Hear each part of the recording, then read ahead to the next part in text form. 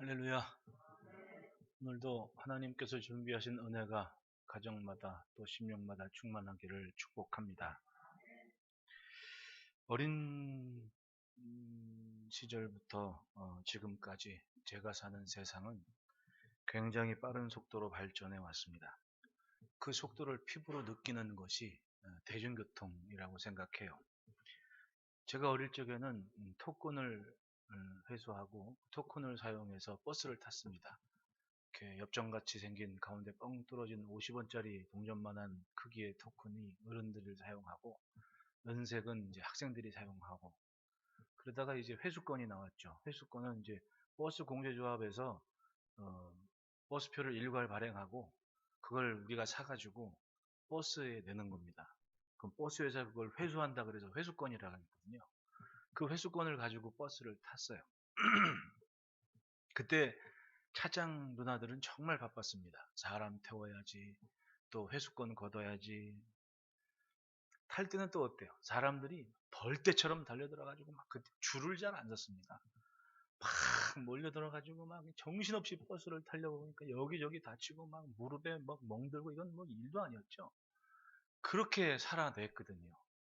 그때 이제 버스 운수업을 하셨던 이모부가 퇴근하시면 항상 고민을 하는 게 있었습니다. 샤워를 하시면서 막 고민을 하는 소리가 들려요. 막 첫째는 삥땅. 삥땅이 뭔지 아시죠? 차비를 내고 이제 돈을 내면 그걸 뭐다 그런 게 아니었어요. 차장 누나들의 일부가 그거를 이제 다른 주머니에 넣었다가 개인적으로 용돈으로 썼던 그 삥땅이 아주 많대요. 그래서 예전에 버스를 보면 내릴 적에 이 계단이 고정형이 아니고 스프링을 달려 스위치가 해요. 스위치. 내릴 때마다 툭툭툭툭 이걸 했단 말이에요. 모르는 척 하셔요. 그냥 모르는 척 하셔요. 네, 했단 말이죠. 그리고 또 하나 다른 사고는 뭐냐면 대인 사고인데, 그게 참 사고라게 하기에 뭐하는 그 사람 부딪힌 크게 큰 사고가 아니라 사람 부딪히는 일들이 많았습니다. 왜냐하면 사람들이 막 벌떼처럼 몰려서 타는 거예요. 근데 그때 막 그냥 길이 막 개간 사업도 하고 막 도시 조성도 사업한다 그래가지고 인도를 턱을 이제 올리기 시작했어요. 버스 정류장을. 그럼 인도를 이제 한 18cm 정도, 자동차 우리 승용차들 문을 열면 문이, 그게 다 우리 주변에는 수학 공식이 다 있는 거예요. 그게 수학적인 수치가 문을 열 때 이 문이 인도에 닿지 않게 열리는 정도를 해야 돼. 그게 최저지상고하고 문을 맞춰야 되는 거예요. 자동차 회사들도 다 그렇게 만들거든요. 근데 그러다 보니까 버스가 들어올 때 이 성인들 같은 경우에는 사람 얼굴이 버스 우측 백밀러에 정확하게 맞아요. 우리 신체 사이즈가. 어? 버스 타고 다니시는 분들은 알 거예요. 버스가 딱 들어올 때 그 버스 우측 백밀러 있잖아요. 그게 우리 눈앞으로 싹 지나간단 말이에요. 이 버스 안 타고 다니시는 분들이만 가만히 보니. 그러면 줄을 잘 쓰면 문제가 안 돼. 서두르지 않으면. 근데 어릴 적에는 막 벌떼처럼 우르르 오니까 먼저 따르고 막 가다가 얼굴 내밀고 있다고, 이렇게 버스 내 앞에 세워달라고 막. 그러니까 어떻게 멀뚱히 앉아있다가 버스 백밀러에 얼굴을 막 빵 치는 거예요. 그럼 병원 가야지. 하도 그런 사고가 많아가지고 기점에 병원 하나, 종점에 하나, 두 군데다 병원을 만들어 놓고 절반 딱 나눠서 이쪽에서 사고 나면 종점병원, 이쪽에서 사고 나면 기점, 이렇게 보냈단 말이에요. 다 그게 무슨 사고예요? 믿지를 못하는 겁니다. 저 버스가 나를 태우고 가리라는 확신과 신뢰를 사회적으로 주지를 못하는 시대였거든요. 줄 설 수 있다는, 줄 서서 기다린다는 것은 사회적인 시스템이 건강하다는 것이고 개개인이 사회를 신뢰한다는 거예요. 그러니까 우리나라 지금 이 사회적인 신뢰나 모습이 얼마나 성장을 해요. 뭐 아직도 멀었지만 그나마 지금 다른 데보다 양호한 모습. 여러분, 이 팬데믹 지나면서 지금 영국에 사재기하고 난리 났대요. 뉴스 봤어요?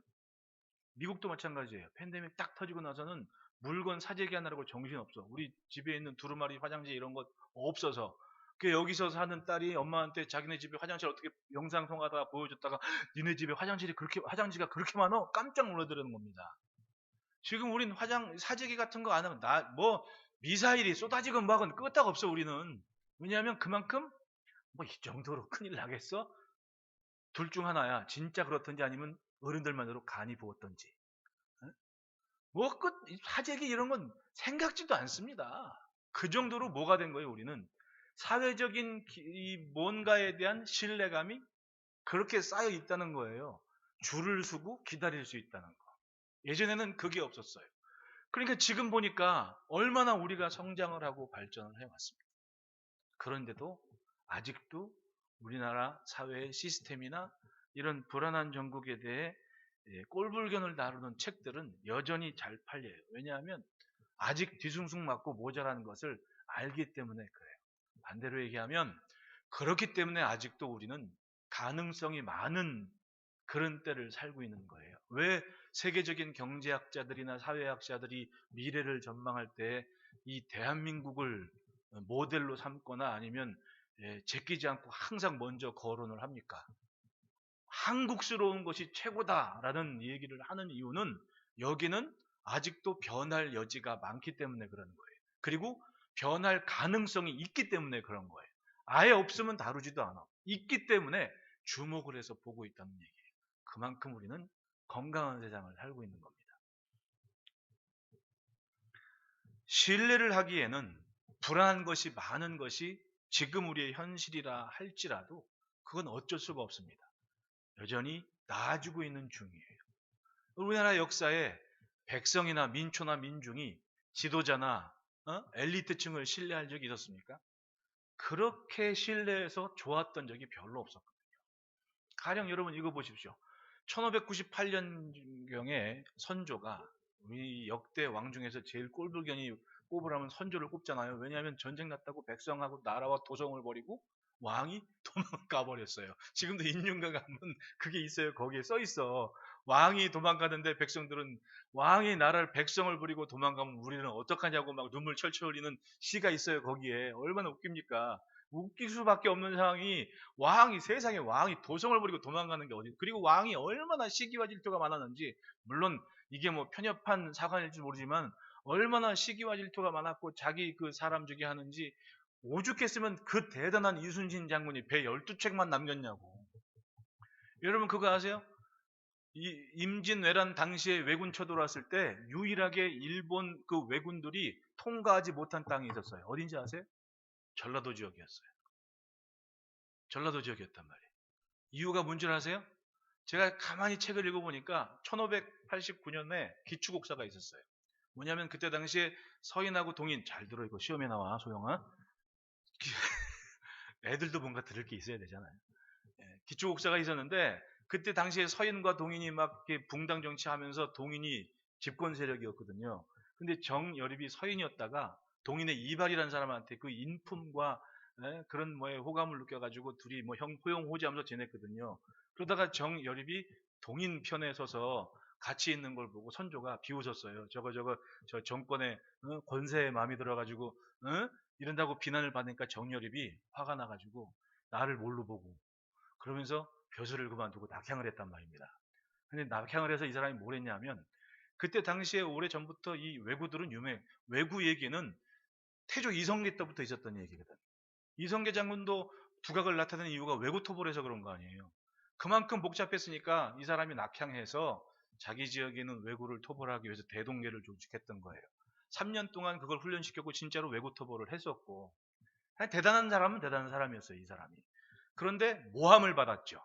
이게 반란을 꿈꾸고 역적을 이룬다고 이렇게 얘기돼가지고 그 당시로 정여립을 중심으로 해서 1000명의 선비들이, 호남 지역의 선비들이 도륙을 당해서 유배를 가거나 죽거나, 이게 기축옥사였어요.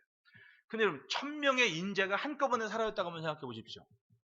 1000명의 똑똑한 왕한테 뭔가 상소를 올리고 뭔가 할 수 있는 사람들 1000명이 사라진 거예요. 역사학자들은 그렇게 얘기합니다. 그 뒤로 정확히 3년 후에 임진왜란이 일어났다는 거예요. 아무리 왕이 충원을 해도 들어주지를 않는 거예요. 훗날 유성룡이 징비록을 쓸 때 그 징비록에는 이것이 사람의 힘으로 이루어진 일이 아니라 이건 뭐 하늘의 뜻 아니겠냐, 뭐 이런 유사한 글을 남겨놔요 거기다. 왜냐하면 기가 막힌 거예요. 가만히 보니까 여기저기 막 왜군들이 쳐들어 밀고 올라오는데 진짜 그 정여립이 낙향해서 대동계를 조직했던 호남 지역만큼은 왜군들이 아무리 두들겨 패고 뭘 난리가 쳐도 존경을 했으면 존경했지 그 땅을 통과할 수는 없어. 전쟁을 정말 치열하게 잘 막아내고 방어를 하니까 자기들도 감탄할 만큼 그게 기록에 남았단 말이죠. 그럼 의병 지도를 딱 폈을 때 가장 의병 활동을 활발하게 했던 땅이 호남 지역이었어요. 그럼 이유가 뭐겠어요? 저는 그렇게 생각해요. 정여립이 낙항해서 3년 동안 대동계, 3년이라 그 이전부터 준비한 이 대동계라는 조직과 거기에 일했던 젊은이들이 놀았겠냐고. 임진왜란 멀어졌는데. 자기들이 외구 토벌하려고 훈련받았는데 놀았겠냐고. 결국은 그런 모임에서 누가 생긴 거예요. 그리고 그 정여립에 이게 참 우리는 5명 권을 넘으면 다 친척이잖아요. 정여립의 구촌 정언신이 이순신하고 막역한 사제지간이 됐단 말입니다.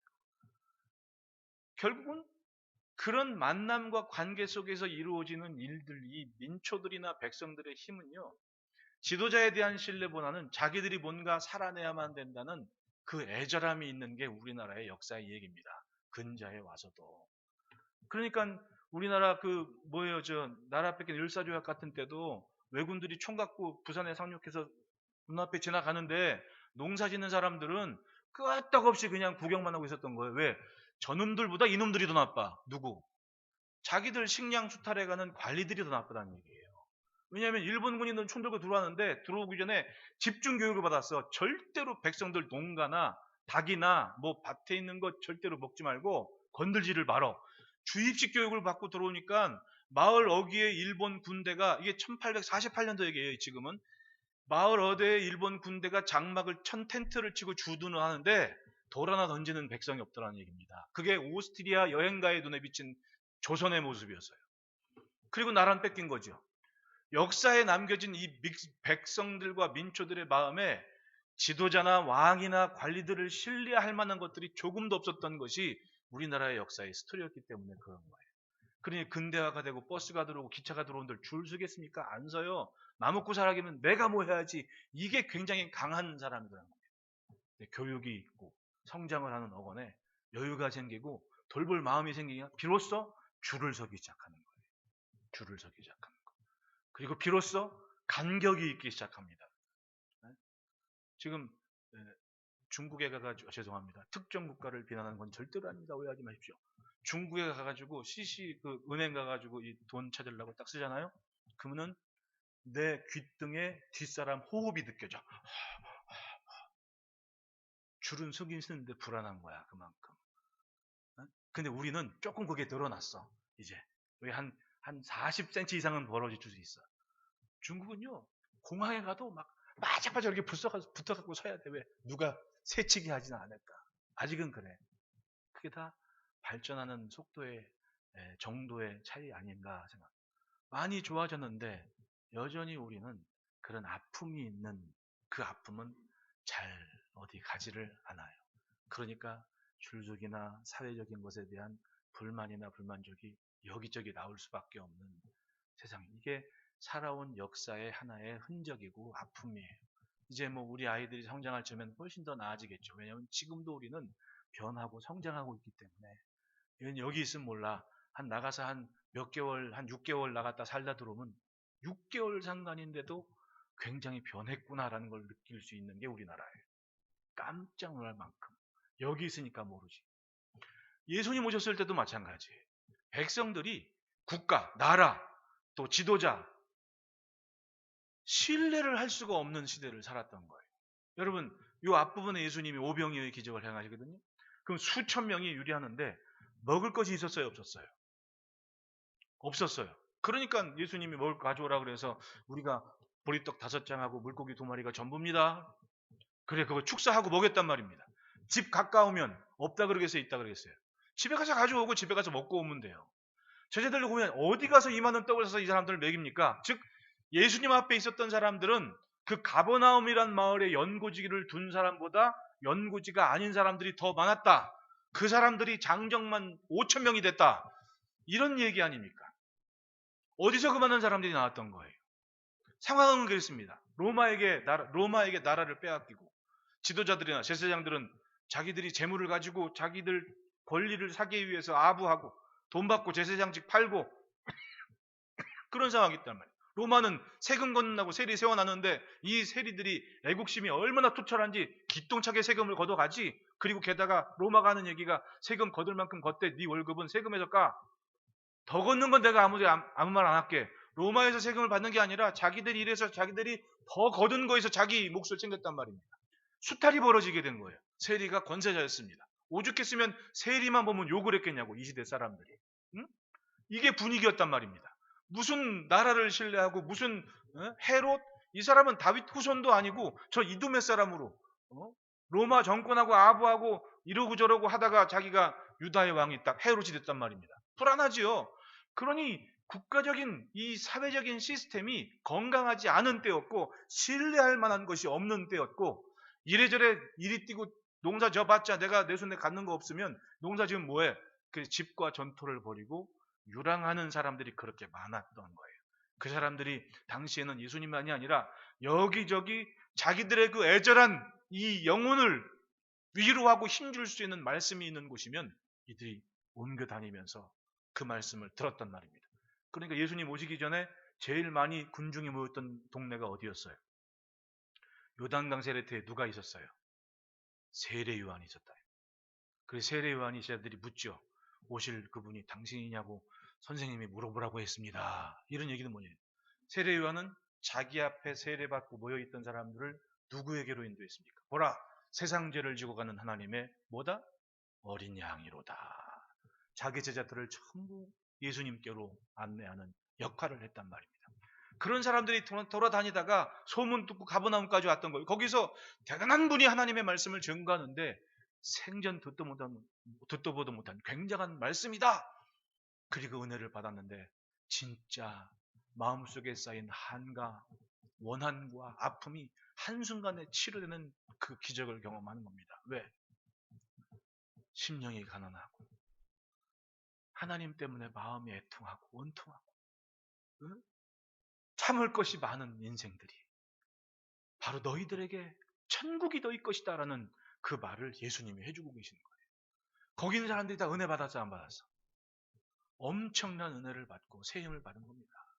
그 말씀을 듣고 뭐 지난주에 같은 경우에는 나병 환자가 원하시면 나를 깨끗하게 하실 수 있습니다라고 말할 수 있었던 거고 제자들 같은 경우도 그런 신뢰와 믿음이 끊어진 상태에서 믿음으로 출발한 자기들의 인생이 더욱더 견고한 믿음으로 나가는 과정을 보게 됐습니다. 누가? 사도 요한은 그걸 자 보십시오. 이 말씀을 이 사도 요한께서 이 요한복음을 기록할 당시는 그때 바로 쓴 게 아니잖아요. 지난 다음 자신에게 이루어진 일을 기록한 거 아니에요. 그 뒷부분에 보면 내가 할 말은 많은데 이 정도도 충분하다 하면서 말씀을 마무리하는 게 사건이 있은 후에 예수님 부활 승천하시고 자기는 열심히 주일 감당하다가 돌이켜 회고하면서 이 말씀을 썼단 말입니다. 그때 자기들이 주님 말씀 듣고 배 타고 건너가는 그 상황을 기억하는데 바다를 건너는 중에 파도와 풍랑을 만났고 근데 주님이 오셔서 우리는 기쁨으로 주님을 영접했을 때 풍랑은 잠잠하고 우리는 주님 말씀대로 가려던 그 땅에 이르게 되었습니다. 라고 설명을 하는 거예요. 신뢰할 것 없고 믿을 것 없는데 주님을 향한 믿음만큼은 내 가려던 땅에 나 원하는 그 일에 이르게 하시는 은혜가 됐다는 얘기입니다. 세상은 못 믿어도 주님을 믿으면 된다. 여러분 따라합시다. 세상은 복잡해도 주님은 분명하셨다. 여러분 세상이 아무리 복잡하고 어수선해도 믿음은 분명해요. 뜻을 정하면 우직하게 미련해 보일 정도로 믿으면 결과는 분명히 그 믿은 대로 역사가 있는 거예요. 세상이 복잡하다고 덩달아 복잡하게 삽니까? 그건 미련한 거예요. 인생이 왜 복잡한 거예요? 듣는 게 많고 보는 게 많아서 그러는 거예요. 근데 그 듣고 보는 것은 따지고 보면 나랑 상관없는 일들도 많아. 제가 저희 아이 어릴 적에 돌전에 뭐 말귀는 뭘 알아듣겠어요. 애기가 돌전인데 걷지도 못할 때였는데 그때 뉴스에 뭐가 막 나왔냐 우루과이 라운드에 대한 얘기가 막 나왔어요. 그래서 제가 그 애기를 이렇게 앉다 둘이서 이렇게 놀다가 애기를 딱 보면서 야 진영아 너는 우루과이 라운드에 대해서 어떻게 생각하니? 그러니까 얘가 갑자기 하고 웃기 시작하는데 그 꼬마 애기 웃는 거 있잖아요. 이도 생기지 않은 애가 그냥 해맑게 웃기 시작하는 애는 그게 잊혀지지 않아. 정확히 44분을 웃었어요, 애기가. 뭐가 그렇게 재밌는지 그 우루과이 라운드 한마디에 애가 웃기 시작하는데 44분 내 카세트 테이프에 녹음을 했어요. 녹음을. 너무 신나게 웃어가지고. 그래서 그 생각하는 겁니다. 얘가 알아서 웃었겠어요? 모를 때는 세상 행복한 거야. 근데 점점 자라면서 보는 게 많아지고 듣는 게 많아지고 어? 나랑 전혀 상관이 없는데 엄마가 한숨 쉬면 나도 한숨 쉬고 아빠가 한숨 쉬면 나도 한숨 쉬고 왜? 듣고 보는 게 그거니까 오죽했으면 맹모 삼천지교가 나왔겠냐고. 나라는 사실은 상관이 없는 거야 애들하고는. 근데 엄마 아빠가 하는 거 듣고 보다가 나도 그렇게 되는 거지. 인생이 그런 거 아니에요. 뭐 때문에 복잡해지는 겁니까? 왜 걱정이 되고 염려돼요? 아직 오지 않은 것 때문에 그러거든요. 아직 오지 벌어지지도 않은 일을 갖고 미리 걱정하고 염려하는 것 때문에 내가 복잡해지는 거야. 세상이 뭐가 복잡해요? 많으니까 복잡하지. 사람이 많이 살고 일도 많고 사건도 많고 왜? 다 살려고 몸짓하다가 여러분 사람이 요만큼 움직여도 먼지가 푹 나는데 얼마나 복잡한 세상이에요. 그렇다고 해서 믿음마저 복잡합니까? 아니요. 믿음은 복잡하면 복잡해지는 시대를 살수록 단순해지는 거예요. 더 분명히 보입니다. 그렇기 때문에 이것밖에 없다라고 확실하게 결정하고 믿고 따르는 게 믿음이지. 유다왕 여호사밧 때 아람 군대가 쳐들어왔습니다. 전쟁이라는 게 그렇잖아요. 전쟁 오려면 버틸 재간이 없습니다. 옛날 고대 전쟁은요. 나라에서 뭐가 있어서 하는 게 아니었어요. 귀족들이나 또 당시에 뭐 동네마다 좀 유직급들이 자기들이 말 갖고 자기들이 무기 준비해서 그렇게 전쟁에 참여했어요. 그 로마 군대 같은 경우 하는 그런 거에 처음에 뭐 귀족들이나 왕족들이 그냥 귀족 왕족 아니에요. 뭐 영화 보면 영국 중세까지도 무슨 영주 이러잖아요. 그 사람 다 돈 있는 사람들이고 자기들이 무기하고 그런 뭐 이런 걸 준비할 책임이 있는 사람들이었어요. 그러니까 영준 그러지 괜히 영주급이 아니에요.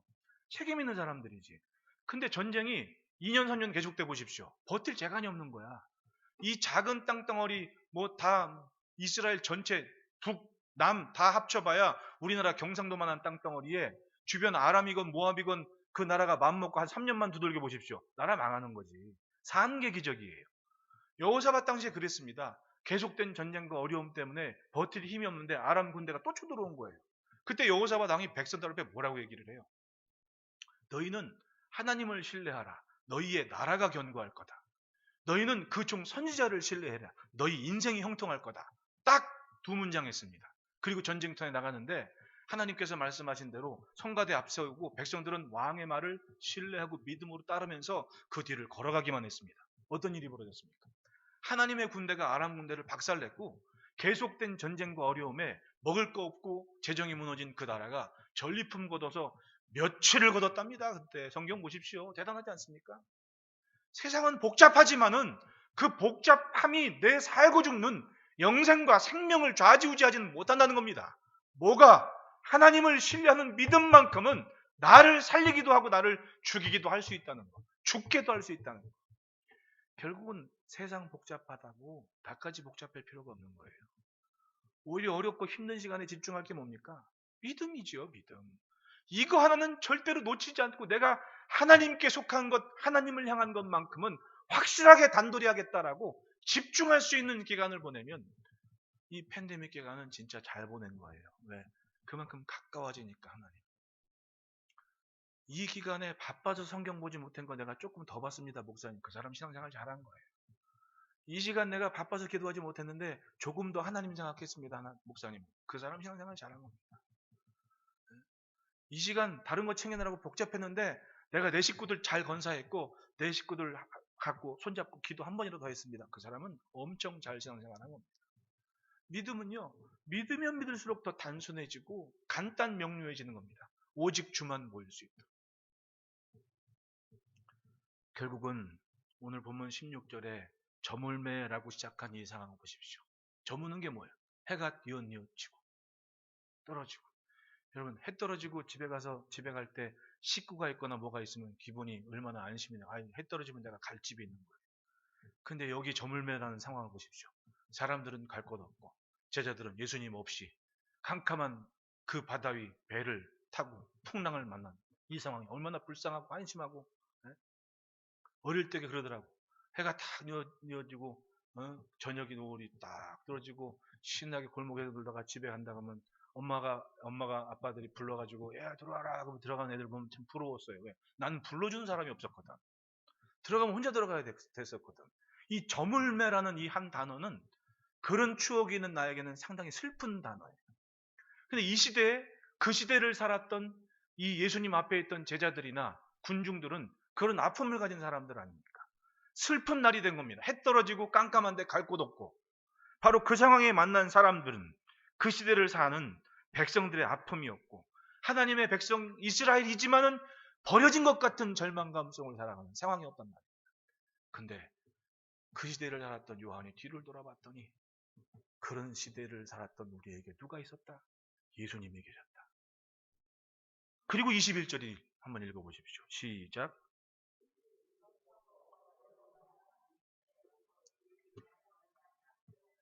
그렇습니다. 예수님 한 분 계셨는데 그 신뢰와 믿음으로 산 시간만큼 세상은 복잡했지만, 나는 풍랑을 만났지만 우리는 가려던 땅에 이르게 되었다. 그러므로 여러분, 복잡한 시대를 살수록 단순하게 믿어야 돼요. 믿음은 분명해져야 하는 겁니다.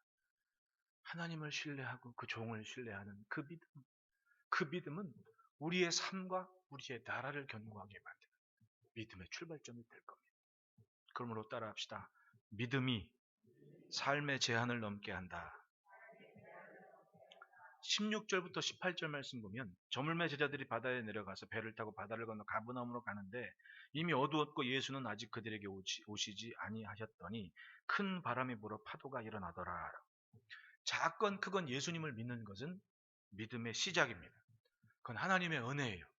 여러분, 믿음이 내가 굉장히 똑똑하고 내가 굉장히 촉이 좋아서 믿는다? 그거 착각하지 마십시오. 믿음은 의지를 믿음으로 착각하는 사람이 있는데, 의지는 절대로 믿음이 아니에요.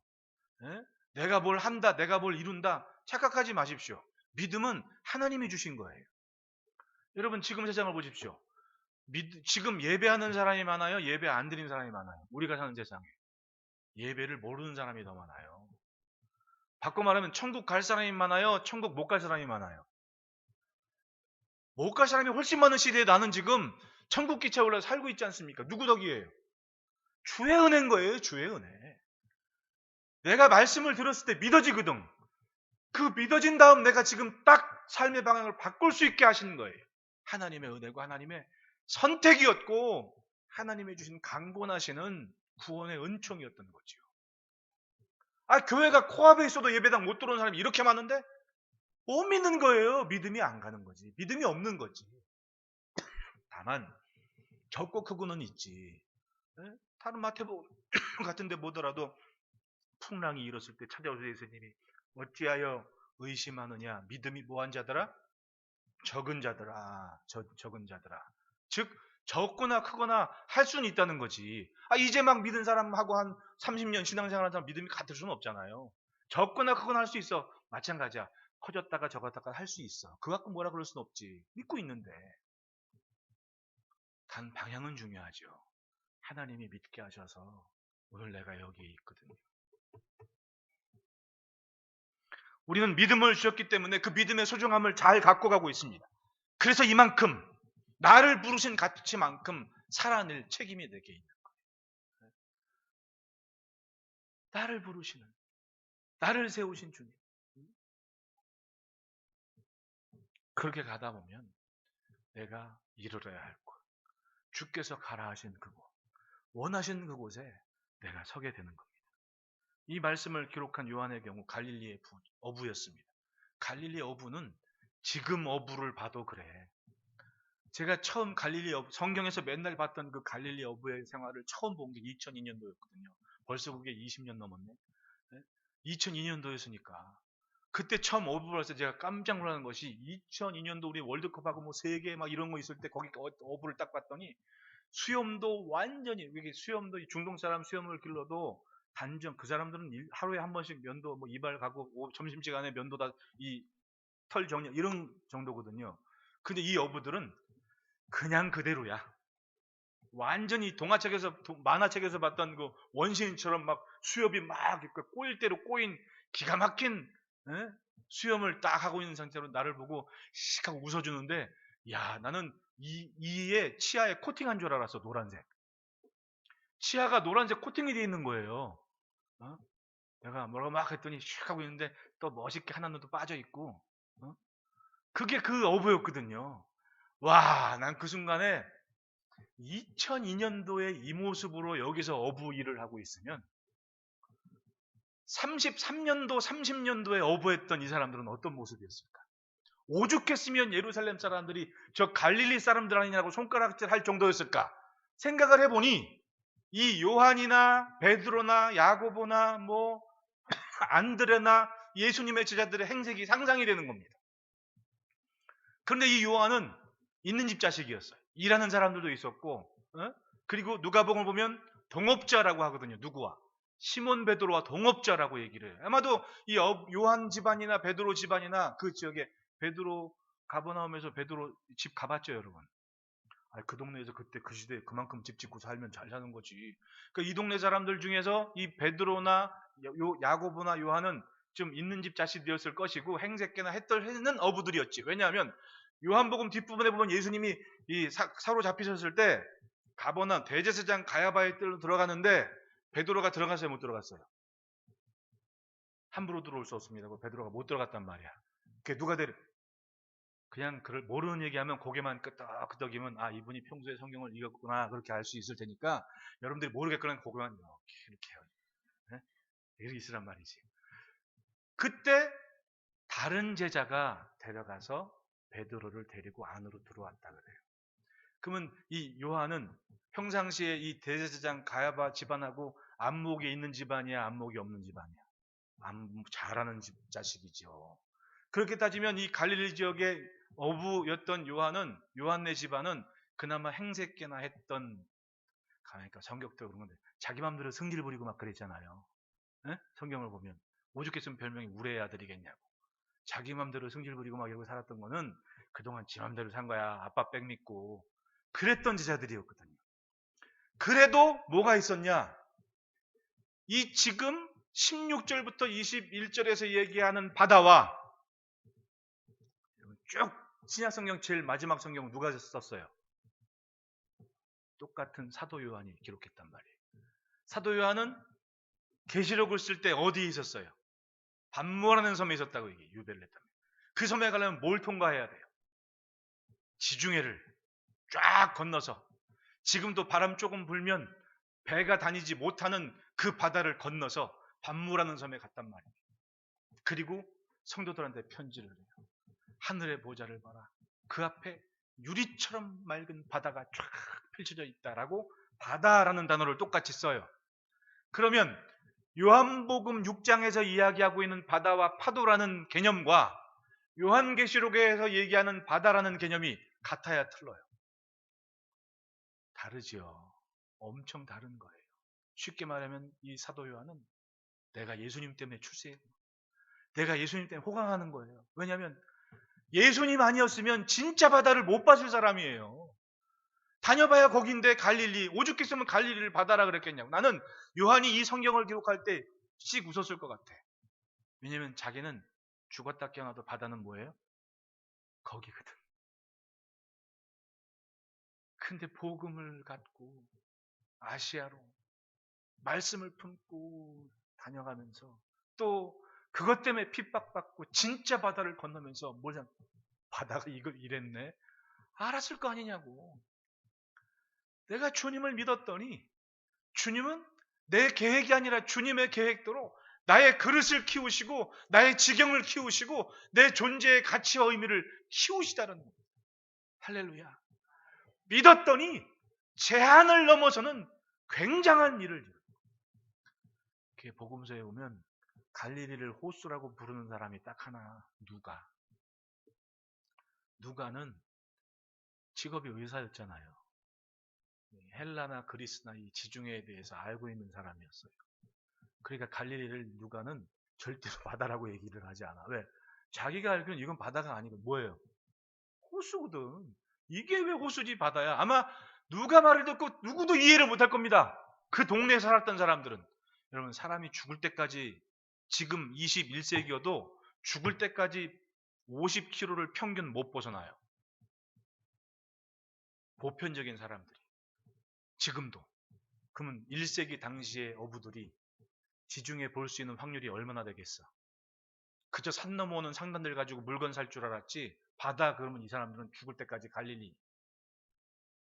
그렇게 따지면 요한은 엄청난 변화와 성장이 자기에게 있었던 겁니다.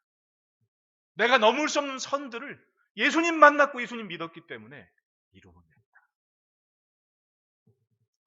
그래서 신인희 권사님은 우리 목사님은 어디이시에요? 라고 물으면 옥수동이시라고. 믿음은 삶의 제한을 넘게 해요. 요한은 그걸 뼈저리게 경험을 했던 겁니다. 예수님이 사람을 낳는 어부가 되겠다는 그 말씀 한마디에 믿고 출발한 이후에 벌어진 예수님을 향한 믿음만큼은 자꾸 크고는 있었지만 변함없이 믿은 그 믿음이 어느 날 돌아봤을 때에 바다를 바다로 알고 바다로 알았던 그 바다가 호수였던 것을 알만할 만큼 나 자신이 성장하고 내 주변의 사람들이 바뀌어가고 달라진 것을 보게 됐다는 거예요. 여러분 따라합시다. 말씀을 지켜보니 바다가 호수가 되었다. 머릿속에 생각나는 것은 바다에서 물고기 잡는 자기였는데 나중에 돌이켜보니 그게 얼마나 웃겼겠습니까? 아, 이게 아니었구나.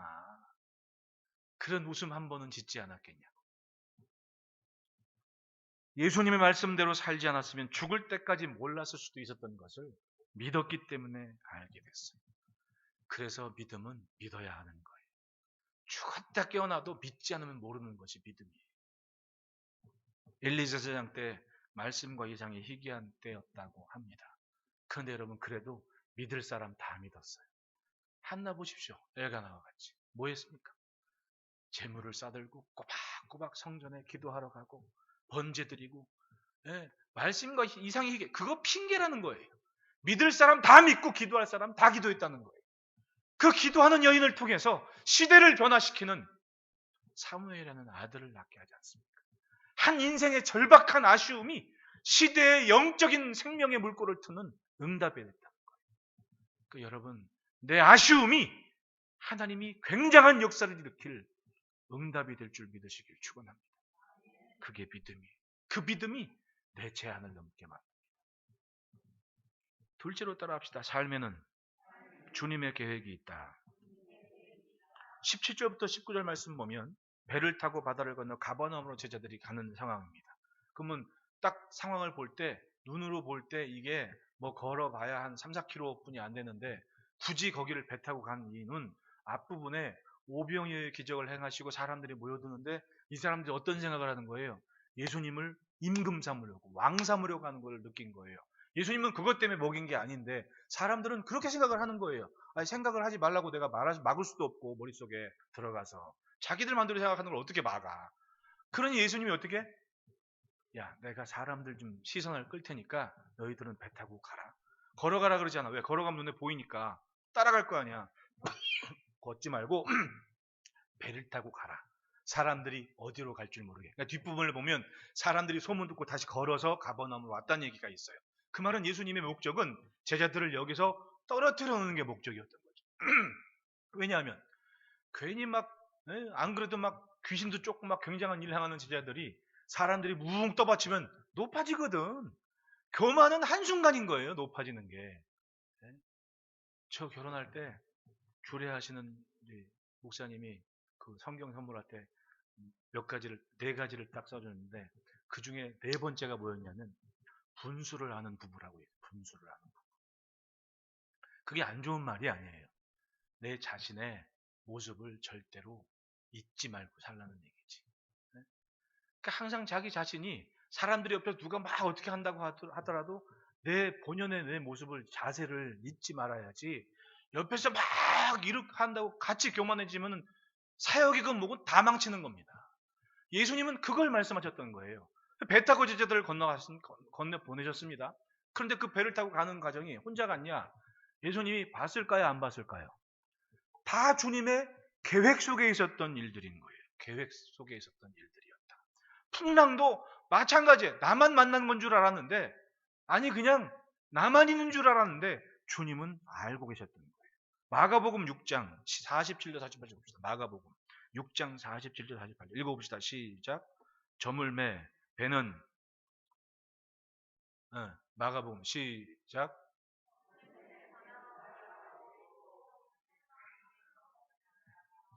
바람이 거스름으로 제자들이 힘겹게 노젓는 것을 아멘. 뭐 했다고요? 거기는 언덕에 올라가면 다 보여. 한눈에. 결국은 이 제자들이 풍랑을 만난 상황도 다 따지고 보면 예수님의 계획 속에 있었던 거란 얘기죠. 알고 계시는 상황이었다는 얘기입니다. 두려워 떨 일이 아니라 믿음으로 사는 인생의 삶의 괴로움과 어려움은 아신다 모르신다. 보고 계신다 보고 계신다. 알고 계신다는 상황이었다는 얘기입니다. 처음에 갈릴리 갔을 때 얼마나 내 마음이 설레었는지, 내 여기를 꼭 내 성도들하고 같이 와야지 하는데 2번 갔잖아요. 성도분들하고 또 가야 돼. 그 바다가 그 바다거든요. 여전히 바다지. 그 바람,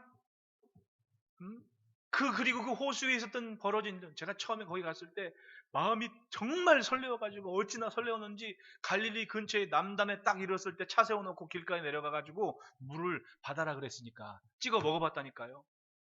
근데 선입견이라는 게 늘 바다라고 들으니까 물이 솔직히 짠맛이 나는 것 같더라고. 선입견이라는 게 그렇게 무서운 거야. 정말 마음이 막 그랬습니다.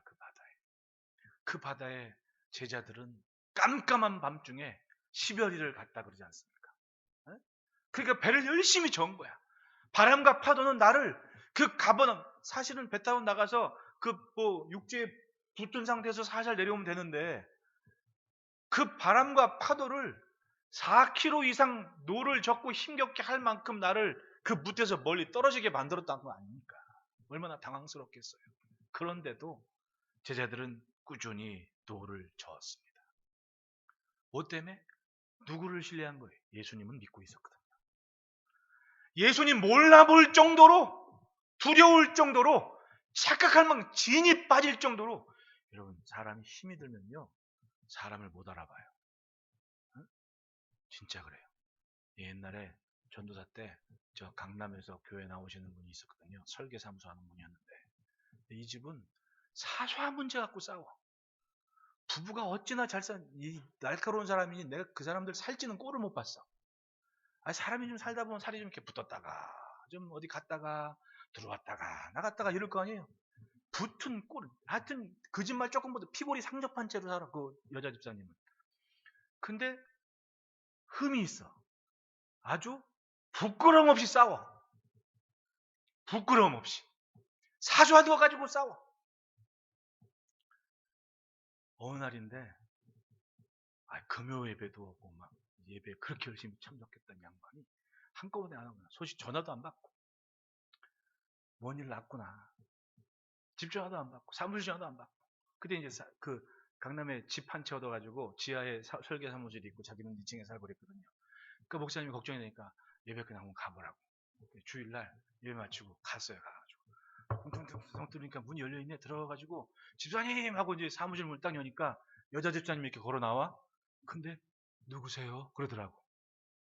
몰라보는 거예요. 나를. 엄청 싸웠나 봐. 진이 빠지게 싸웠나 봐. 아니 자기네 교회 전도사님 전도를 몰라보고 앉아있으니 누구세요라고. 야 참. 자 마주보고 인사합시다. 싸우지 맙시다.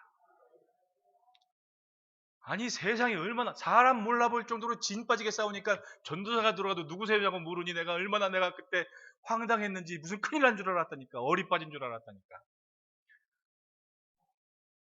노젓느라고 힘들었던 제자들도 방금 전 대낮에 오병이어의 기적을 해가신 주님인데 몰라볼 만큼 두려웠다는 얘기 아닙니까? 근데 그 주님의 배에 올라왔어. 뭐라 그래요? 기뻤다. 정신 차린 겁니다. 오시니까 주님이셨네. 예, 사람이 진이 쫙 빠져다가 에너지가 되는 사람을 딱 만나면 괜히 힘이 나잖아요. 마치 여러분들이 이 목사 얼굴 보면 기분 좋은 것처럼. 이렇게 아멘한 사람은 한 3배는 복을 받을지어다. 예. 에너지가 된 사람은 기분이 막 좋거든. 그러니까 기뻤더라. 그리고 뭐라 그래요? 그들이 가려던 땅에 이르게 되었더라. 여러분 따라합시다. 아는 대로 살지 말고 믿은 대로 살자. 세상에 들려지는 이야기가 나를 굉장히 똑똑하게 해요. 아는 것 많은 인생으로 속지 마세요. 우리는 아는 것 때문에 살아온 게 아니었어요. 믿었기 때문에 살아왔지.